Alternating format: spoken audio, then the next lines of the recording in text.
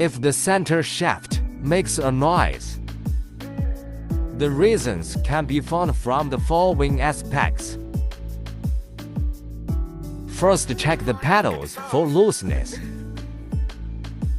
The second is whether the screws of the crank and the center shaft are loose.